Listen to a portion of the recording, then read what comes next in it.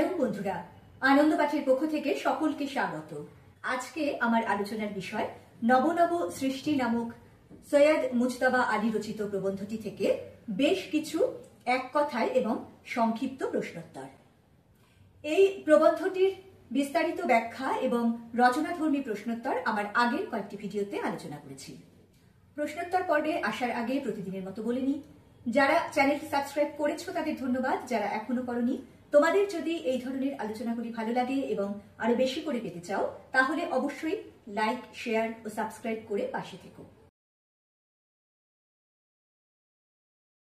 শুরু করছি আজকের প্রশ্নোত্তর পর্ব। প্রথমে এক কথায় প্রশ্নোত্তর। নব নব সৃষ্টি প্রবন্ধটি কোন গ্রন্থ থেকে নেওয়া হয়েছে? নব নব সৃষ্টি প্রবন্ধটি চতুরঙ্গ নামক প্রবন্ধ গ্রন্থ থেকে নেওয়া হয়েছে।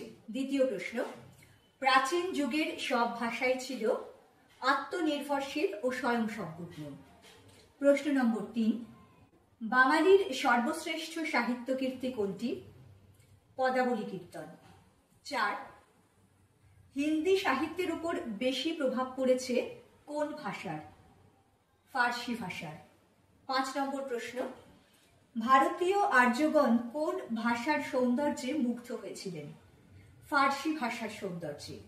6, উর্দুকে ফার্সির অনুকরণ থেকে কিঞ্চিত মুক্তি দিতে সক্ষম হয়েছিলেন কোন কবি? কবি ইকবাল। 7, হিন্দির বঙ্কিম কাকে বলা হয়?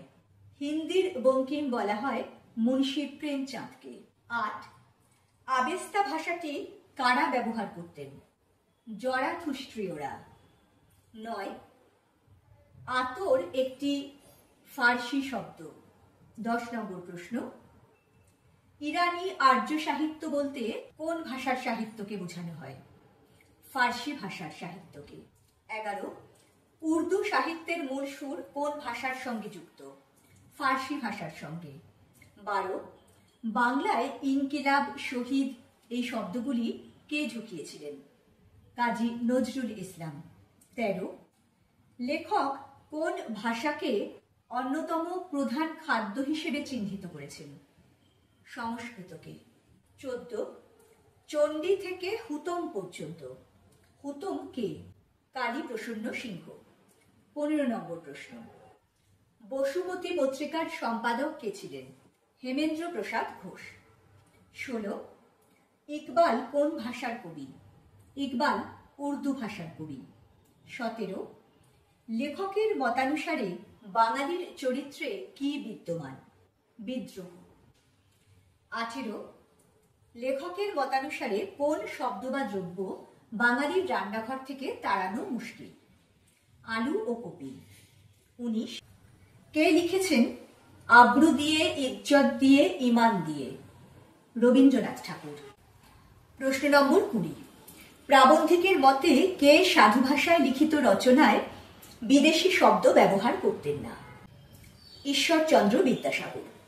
21, আলাল ও হুতম। আলাল কার রচনা? প্যারীচাঁদ মিত্রের রচনা। 22, শঙ্কর দর্শনের প্রণেতা কে? শঙ্করাচার্য। 23, প্রাবন্ধিকের মতে বাংলা শব্দভাণ্ডারের কোন শব্দগুলিকে নিয়ে দুশ্চিন্তা করার কারণ নেই? পর্তুগিজ, স্প্যানিশ ও ফরাসি। 24, প্রবন্ধ অনুসারে রচনার ভাষা নির্ভর করে তার বিষয়বস্তুর ওপরে। 25 নম্বর প্রশ্ন, লেখকের মতে কোন দুই ভাষা থেকে ব্যাপকভাবে নতুন কোনো শব্দ আর ঢুকবে না? উত্তরটা হবে আরবি ও ফার্সি। 26, লেখকের মতে আইন, আদালত, খাজনা, খারিজ ইত্যাদি শব্দগুলি কোন যুগে নতুন করে দেখা দিয়েছে? পাঠান ও মোগল যুগে। 27, বস্তুর জন্য নবীন শব্দের প্রয়োজন হলে সংস্কৃত ভাষা কি করে? আপন শব্দভাণ্ডারে অনুসন্ধান করে। 28, আত্মনির্ভরশীল কথাটির অর্থ হল নিজের উপরে নির্ভর করা। 29, আইন, আদালত শব্দটি এসেছে আরবি ভাষা থেকে।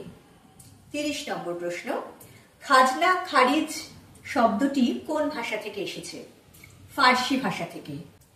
31, এই দুই বিদেশি বস্তুর ন্যায় আমাদের ভাষাতেও বিদেশি শব্দ থেকে যাবে। বিদেশি বস্তু দুটি কি কি? আলু, কপি ও বিলেতি ঔষধ। 32, বিদ্যাসাগর আরবি ফার্সি শব্দ ব্যবহার করতেন কি ধরনের রচনায়? অসাধু রচনায়। 33, আরবি ফার্সি শব্দের বিরুদ্ধে জেহাদ ঘোষণা করাকে কে আহাম্মকি বলে মনে করতেন? হরপ্রসাদ শাস্ত্রী মহাশয়। 34, শঙ্কর দর্শনের ভাষা কেমন? শঙ্কর দর্শনের ভাষা সংস্কৃত বহুল। 35 নম্বর প্রশ্ন, আর্য ইরানি ভাষা ও সেমিতি আর্য ভাষার সংঘর্ষে জন্ম হয়েছিল কোন ভাষার? নবীন ফার্সি ভাষার। 36, কোন সাহিত্যের প্রাণ ও দেহ খাঁটি বাঙালি? পদাবলী কীর্তনের। 37, মহাভারতের কৃষ্ণ বাংলায় কি রূপে পরিচিত? কানু রূপে। 38, ধর্ম বদলালেই জাতির কি বদলায় না? চরিত্র বদলায় না।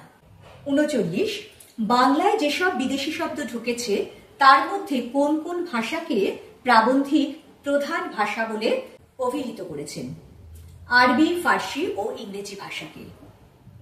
40 নম্বর এবং আজকের মতো এক কথায় শেষ প্রশ্ন, নব নব সৃষ্টি কথাটির অর্থ কি?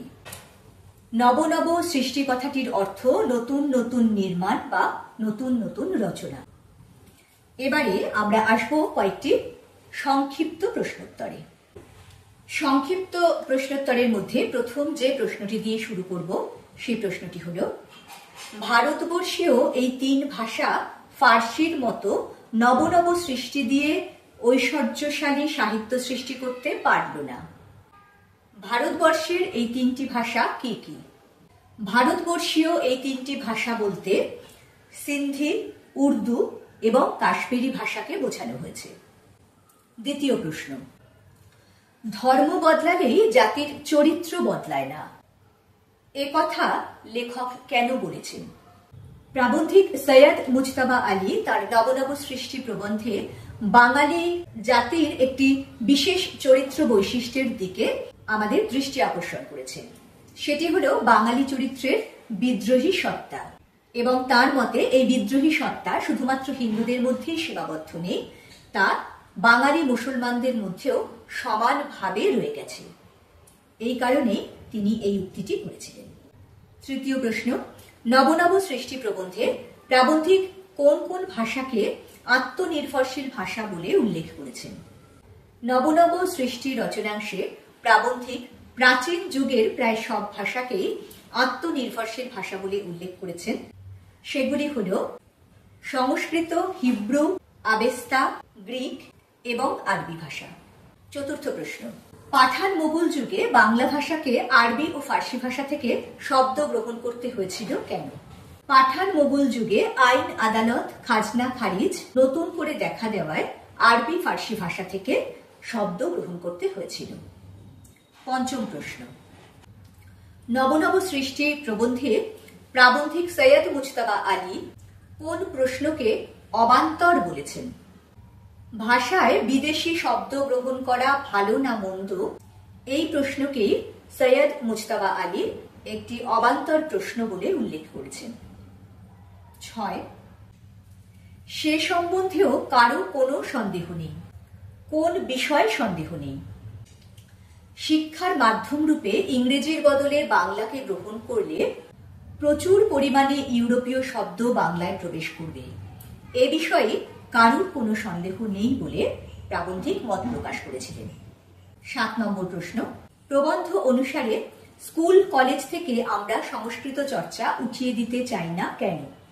স্কুল কলেজ থেকে আমরা সংস্কৃত চর্চা উঠিয়ে দিতে চাই না কারণ বাংলাতে এখনো আমাদের বহু সংস্কৃত শব্দের প্রয়োজন রয়েছে।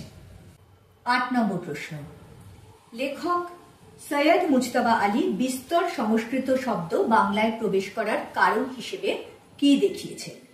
প্রাচীন যুগ থেকেই এদেশে অর্থাৎ বাংলাদেশে সংস্কৃত ভাষার চর্চা ছিল, তার ফলে বিস্তর সংস্কৃত শব্দ বাংলায় প্রবেশ করেছে। 9 নম্বর প্রশ্ন, তার উল্লেখ এ স্থলে নিষ্প্রয়োজন, কাদের কথা বলা হয়েছে? নবনব সৃষ্টি প্রবন্ধে প্রাবন্ধিক আলাল ও হুতমের গদ্য ভাষার উল্লেখ এই প্রসঙ্গে নিষ্প্রয়োজন বলে মনে করেছে। 10 নম্বর প্রশ্ন, আলাল ও হুতম কি, বা আলাল ও হুতমের পরিচয় দাও। টেকচাঁদ ছদ্মনামে প্যারীচাঁদ মিত্রের গদ্যগ্রন্থ আলালের ঘরের দুলাল, যাকে প্রাবন্ধিক আলাল নামে উল্লেখ করেছেন। আর হুতম প্যাঁচা ছদ্মনামে কালীপ্রসন্ন সিংহের লেখা হুতম প্যাঁচার নকশা হুতম নামে পরিচিত হয়েছে। 11 নম্বর প্রশ্ন, সে ভাষার শব্দ বাংলাতে ঢুকবেই, কোন ভাষার কথা বলা হয়েছে? প্রাবন্ধিকের মতে আমরা বাংলা ছাড়া যে ভাষারই চর্চা করব সেই ভাষারই শব্দ বাংলা শব্দ ভাণ্ডারে প্রবেশ করবে। 12 নম্বর প্রশ্ন, বিদ্যাসাগর কোন রচনায় বিদেশি শব্দ ব্যবহার করেছিলেন? ঈশ্বরচন্দ্র বিদ্যাসাগর তাঁর বেনামিতে লেখা অসাধু রচনায় বিদেশি শব্দের ব্যবহার করেছেন। এবারে এই প্রবন্ধ থেকে কয়েকটি প্রাসঙ্গিক তথ্য বা টিকা দেব, যেগুলো কিন্তু তোমাদের ছোট প্রশ্ন হিসেবে আসতে পারে। 13 নম্বর প্রশ্ন, সংস্কৃত ভাষা সম্পর্কে কিছু বলো। সংস্কৃত ভাষা ইন্দো ইউরোপীয় ভাষাগোষ্ঠীর অন্যতম একটি ভাষা। প্রাচীন হিন্দু ধর্মগ্রন্থ বেদ সহ নানান ধ্রুপদী সাহিত্য রচিত হয়েছে এই ভাষায়। কালিদাস, শূদ্রক, পাণিনি, ভর্তৃহরি এই ভাষার প্রধান কয়েকজন কবি। আবেস্তা ভাষাটি সম্পর্কে কি জানো? 14 নম্বর, ইন্দো ইরানীয় ভাষাগোষ্ঠীর অন্যতম একটি ভাষা হলো এই আবেস্তা। এটি ইরানের ভাষা। সংস্কৃত ভাষার সঙ্গে এই ভাষার কিছু সাদৃশ্য আছে। 15 নম্বর প্রশ্ন, হরপ্রসাদ শাস্ত্রী সম্পর্কে কি জানো? 19বিংশ শতাব্দীর বিখ্যাত পণ্ডিত মহামহোপাধ্যায় উপাধিতে ভূষিত হরপ্রসাদ শাস্ত্রী। নেপাল থেকে বাংলা ভাষার প্রথম সাহিত্য কীর্তি চর্যাপদের পুঁথি উদ্ধার তার জীবনের শ্রেষ্ঠ কীর্তি। তার বিখ্যাত উপন্যাস বেদের মেয়ে। 16, প্রেমচাঁদ সম্পর্কে যা জানো লেখো। মুন্সী প্রেমচাঁদ হলেন হিন্দি ও উর্দু সাহিত্যের খ্যাতনামা লেখক। তার প্রকৃত নাম ধনপত রায়। তার বিখ্যাত দুটি রচনা শতরঞ্জ কে খিলাড়ি এবং গোদান। 17 নম্বর প্রশ্ন, প্রবন্ধে উল্লিখিত ভাটিয়ালি বিষয়ে কিছু লেখো। ভাটিয়ালি হলো এক বিশেষ ধরনের লোকসঙ্গীত। পূর্ব বাংলার নদীবহুল অঞ্চলের মাঝি মাল্লারা নৌকো চালনার সময় এই গান গেয়ে থাকেন। এই গানের মধ্যে দিয়ে তাদের জীবনের নানা প্রসঙ্গ, নানা ছবি ফুটে ওঠে। 18, প্রবন্ধে উল্লিখিত বাউল সম্প্রদায় সম্পর্কে কিছু লেখো। বাউল হলো দেহাত্মবাদী সাধক সম্প্রদায়। সঙ্গীতের মধ্যে দিয়ে যারা ঈশ্বরের আরাধনা করে থাকেন। আত্মানুসন্ধানের মধ্যে দিয়ে ঈশ্বরের সান্নিধ্য লাভই এই সঙ্গীতের প্রধান বিষয়। 19, মুর্শিদি সম্পর্কে সংক্ষিপ্ত আলোচনা করুন। ভাটিয়ালির মতোই এক বিশেষ ধরনের লোকসঙ্গীতকে বলা হয় মুর্শিদি। তবে এই গানের বিষয় দেহাত্মবাদ। মূলত মুসলমান সমাজে এই গান প্রচলিত। 20 নম্বর প্রশ্ন, বহু সাহিত্যিক উঠে পড়ে লেগেছেন, প্রসঙ্গ নির্দেশ করো। হিন্দি ভাষা থেকে বিদেশি শব্দকে বর্জন করতে এক শ্রেণীর হিন্দি সাহিত্যিকেরা সচেষ্ট হয়েছিলেন, সেই প্রসঙ্গেই এই কথা বলা হয়েছে। 21 নম্বর প্রশ্ন, সে চেষ্টা যা আমি হয়তো দেখে যেতে পারবো না, কোন চেষ্টার কথা বোঝানো হয়েছে? হিন্দি ভাষা থেকে আরবি, ফার্সি বা ইংরেজির মতো বিদেশি শব্দ দূর করার যে প্রচেষ্টা হিন্দি সাহিত্যিকরা শুরু করেছিলেন, সেই চেষ্টার কথাই এখানে বলা হয়েছে। 22 নম্বর প্রশ্ন, নবনব সৃষ্টি রচনাংশে কয়েকজন বাঙালি সাহিত্যিক ও পণ্ডিত ব্যক্তির নাম এসেছে, তাদের নামগুলি বলো। আলোচ্য রচনাংশে রবীন্দ্রনাথ ঠাকুর, কাজী নজরুল ইসলাম, ঈশ্বরচন্দ্র বিদ্যাসাগর, হরপ্রসাদ শাস্ত্রী, বঙ্কিমচন্দ্র চট্টোপাধ্যায়, আলাল অর্থাৎ প্যারীচাঁদ মিত্র এবং হুতম অর্থাৎ কালীপ্রসন্ন সিংহের নাম পাওয়া যায়। 23 নম্বর প্রশ্ন, রবীন্দ্রনাথ স্বচ্ছন্দে লিখেছেন, রবীন্দ্রনাথের কোন লেখার কথা এখানে বলা হয়েছে? বাংলা ভাষায় আরবি, ফার্সি শব্দ রবীন্দ্রনাথ খুব স্বচ্ছন্দে ব্যবহার করেছিলেন। তিনি লিখেছিলেন আব্রু দিয়ে, ইজ্জত দিয়ে, ইমান দিয়ে। এই উদাহরণটির কথাই এখানে বলা হয়েছে। 24 নম্বর প্রশ্ন, তখনই সেটা গ্রহণ করতে হয়েছে। সেটা বলতে এখানে কি বোঝানো হয়েছে? সেটা বলতে এখানে লেখক বোঝাতে চেয়েছেন যে ধর্ম, সাহিত্য, রাজনীতি যে কোনো কিছুর মধ্যে বাঙালি যখন সত্য, শিব ও সুন্দরের সন্ধান পেয়েছে তখনই তাকে গ্রহণ করতে চেয়েছে। সেটা বলতে এখানে প্রাবন্ধিক এই কথাই বোঝাতে চেয়েছেন। 25 নম্বর এবং আজকের মতো শেষ সংক্ষিপ্ত প্রশ্নোত্তর। এই দুই ভাষা থেকে ব্যাপকভাবে আর নূতন শব্দ বাংলাতে ঢুকবে না। লেখকের এরকম মনে হওয়ার কারণ কি ছিল? এই দুই ভাষা বলতে এখানে আরবি ও ফার্সির কথা বলা হয়েছে। যেহেতু পশ্চিমবঙ্গ থেকে আরবি ফার্সির চর্চা প্রায় বন্ধ হয়ে যেতে বসেছে এবং অদূর ভবিষ্যতে আরব ও ইরানে নতুন করে জ্ঞান বিজ্ঞান চর্চার প্রসার ঘটার সম্ভাবনা খুবই ক্ষীণ, সেই জন্যেই লেখক মন্তব্য করেছেন যে আরবি ও ফার্সি ভাষা থেকে নতুন করে আর কোনো শব্দ বাংলা ভাষায় ঢোকার সম্ভাবনা কম। বন্ধুরা, বেশ কয়েকটি এক কথায় ও সংক্ষিপ্ত প্রশ্নোত্তর আলোচনা করে দিলাম। আশা করব এই গুরুত্বপূর্ণ প্রশ্নোত্তরগুলো তোমাদের পরীক্ষা প্রস্তুতিতে যথেষ্ট সাহায্য করবে। পরবর্তীকালে আরো একটি নতুন পাঠ নিয়ে ফিরে আসবো খুব তাড়াতাড়ি। সঙ্গে সঙ্গে নোটিফিকেশন পেতে চাইলে সাবস্ক্রাইব করে বেল বাটনটি অন করতে ভুলো না। আজকের মতো টাটা, সবাই খুব ভালো থেকো।